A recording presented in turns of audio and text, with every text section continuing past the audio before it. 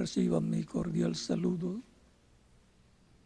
los miembros del Presidium, doctor Alfredo Chirino, decano de la Facultad de Derecho de la Universidad de Costa Rica, doctor Joseph Thompson, director del Instituto Interamericano de Derechos Humanos,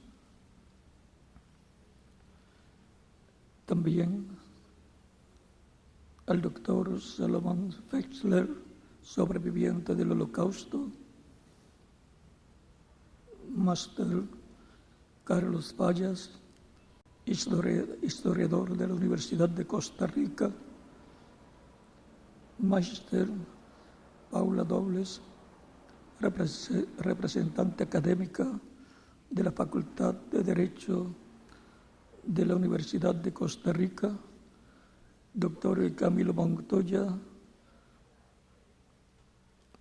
catedrático universitario y procurador ante el Tribunal Supremo de Colombia, doctor Francisco Guerra, de México, miembros del cuerpo diplomático acreditado en Costa Rica, docentes y discentes, miembros de la prensa, señoras y señores,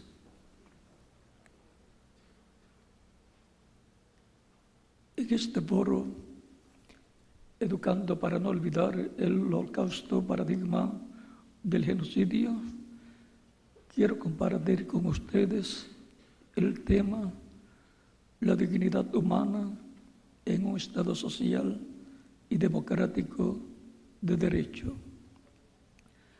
De conformidad con la visión del filósofo alemán Immanuel Kant, la dignidad es un valor intrínseco e insustituible del ser humano.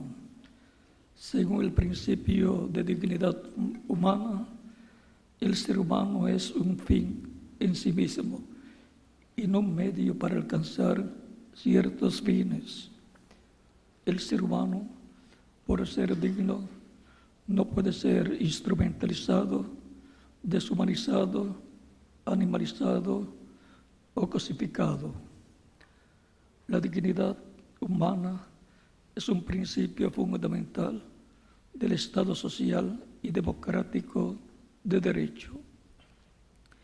Según Michelini, los seres moralmente imputables son fines en sí mismos. Esto es, son seres autónomos y merecen un respeto incondicionado.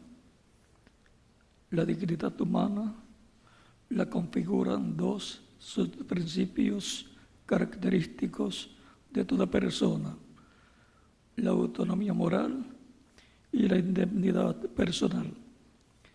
Según el primer principio de la dignidad humana, los seres humanos, como seres racionales, gozan de libre albedrío y ejecutan sus acciones voluntariamente de acuerdo a sus convicciones, reflexiones y elecciones en cuanto a lo que es moral o no. Es decir, el ser humano es libre de escoger qué creer y sobre qué dudar, libre de seleccionar las convicciones, principios y valores que orientarán su vida. Esta libertad de elección o libertad de convicción en el ser humano es subjetivamente absoluta y regulada al interactuar con nuestros semejantes, de tal forma que la autonomía ética no habilita al hombre para atentar contra los derechos ajenos ni para desconocer o violar las leyes de su país. Es libertad lo que tiene el ser humano, no libertinaje ni el derecho a violentar a otros. La libertad de protesta, por ejemplo, es garantizada y regulada por un Estado de Derecho. La regulación de la libertad no implica limitación de un derecho fundamental, sino la neutralización del libertinaje de aquellos que atentan contra la libertad del grupo. De ahí que Michelini afirma que quien niega o desconoce la dignidad de otro, atenta contra su propia humanidad, desconoce su propia dignidad como ser humano. Por virtud del principio de autonomía moral, el ser humano goza de libre desarrollo de su personalidad, es intocable en sus convicciones y creencias, y por ello goza de libertad de culto, libertad de expresión, libertad de conciencia, libertad de protesta, sin transformarla en libertinaje, en otras manifestaciones de la dignidad humana. El segundo subprincipio de la dignidad humana es decir, la indemnidad personal. Consiste en que todo ser humano, por el solo hecho de existir y ser reconocido como de identidad, como ciudadano miembro de la familia humana, merece respeto absoluto e incondicional. La indemnidad personal tiene que ver con el concepto de indemne, entendiéndose por tal lo que está exento de daño. Por virtud del subprincipio de indemnidad personal, el ser humano no puede ser humillado, mancillado ni degradado como tal. El ser humano, como persona digna, es merecedor de un respeto absoluto, no pudiendo ser sometido a trato cruel, inhumano o degradante. La dignidad humana en la antigua Roma. La dignidad humana ha sido objeto de diferentes definiciones a través de la historia. Por ejemplo, en la Roma antigua era un valor fundado en la condición social de las personas, era un valor limitado y mezquino que solo la élite lo adquiría, principalmente por méritos políticos o religiosos. En la antigua Roma la dignidad se relacionaba con el poder político y reflejaba la superioridad de quien fuera considerado digno. La dignidad era un valor gradual, no absoluto, susceptible de aumentar o de disminuir. La dignidad humana en la Edad Media. En la Edad Media, el término dignidad humana adquiría mayor autonomía y se fundó sobre las condiciones humanas, reconociéndose la dignidad como un valor intrínseco de los individuos. La dignidad humana en el darwinismo social. Posteriormente, la filosofía del darwinismo social modificó el concepto de dignidad humana al acuñar la supervivencia del más apto como principio ético. De esta manera afirmaba que no todas las vidas valían la pena ser vividas, relativizando de esta forma la dignidad humana. Estas ideas discriminatorias basadas en la errónea creencia acerca de la existencia de una jerarquía racial impactaron fuertemente la primera mitad del siglo XX. Estas ideas fueron acogidas y difundidas por el gobierno de Alemania nazi, que las promovió y enseñó a la sociedad. De esta forma, utilizando la educación, el gobierno nazi adoctrinó a los profesores en particular y a la sociedad en general, y la preparó para aceptar las políticas discriminatorias que por la vía legal se implementarían. Estas políticas excluyentes y discriminatorias contra una colectividad minoritaria produjeron la segregación y el odio, que a la postre ocasionó la destrucción de millones de personas por profesar otra religión o por poseer una cultura e identidad diferente de quienes detentaban el poder para seleccionar a sus víctimas. Ese genocidio conocido como el Holocausto y perpetrado durante la Segunda Guerra Mundial, así como el genocidio armenio y otros cometidos en pleno siglo XX, son los más crudos ejemplos en la historia de la violación de la dignidad y de la vida de millones de seres humanos. Y se predica la violación de la dignidad porque la dignidad es un valor inherente e inalienable de toda persona y constituye el fundamento de todos los derechos. Por esa razón, las caracterizaciones contingentes y arbitrarias de los individuos a partir de sus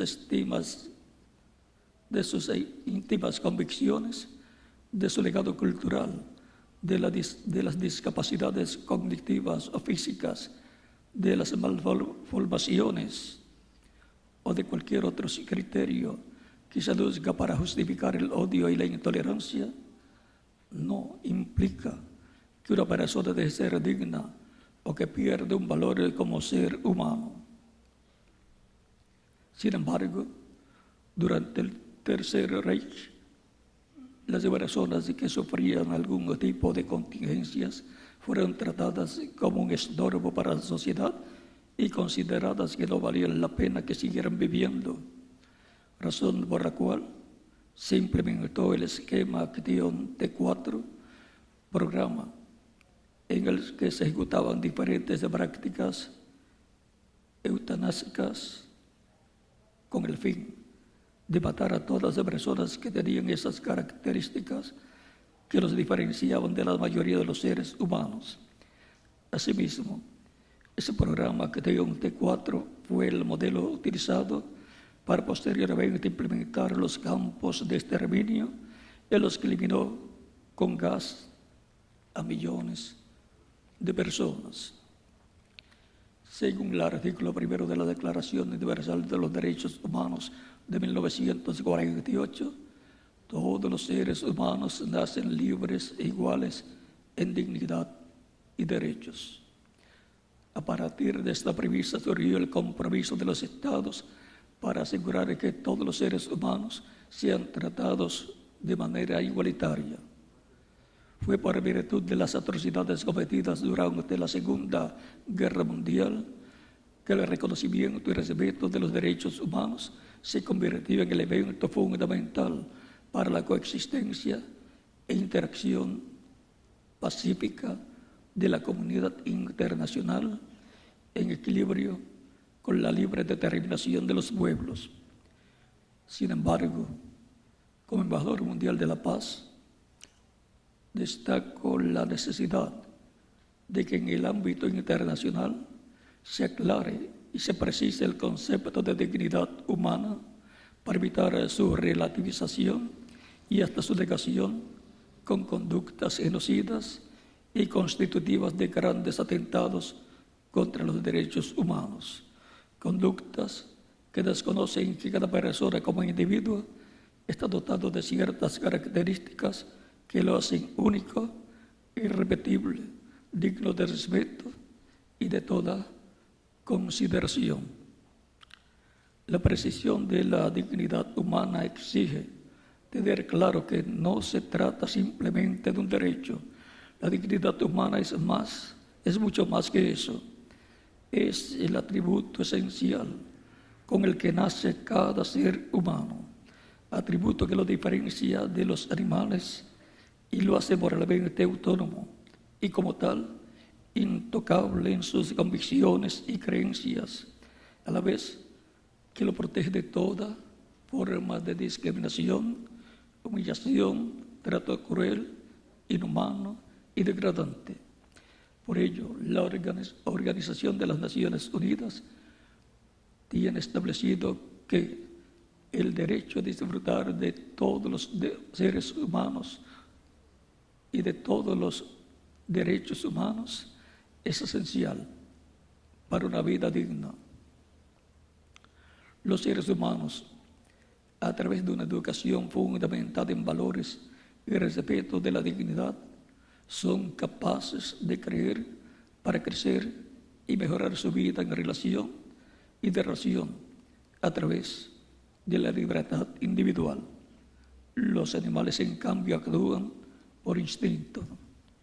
Sin embargo, el respeto de la dignidad humana no se puede limitar a meras expresiones retóricas plasmadas en las declaraciones y tratados internacionales y en las respectivas constituciones políticas de los estados.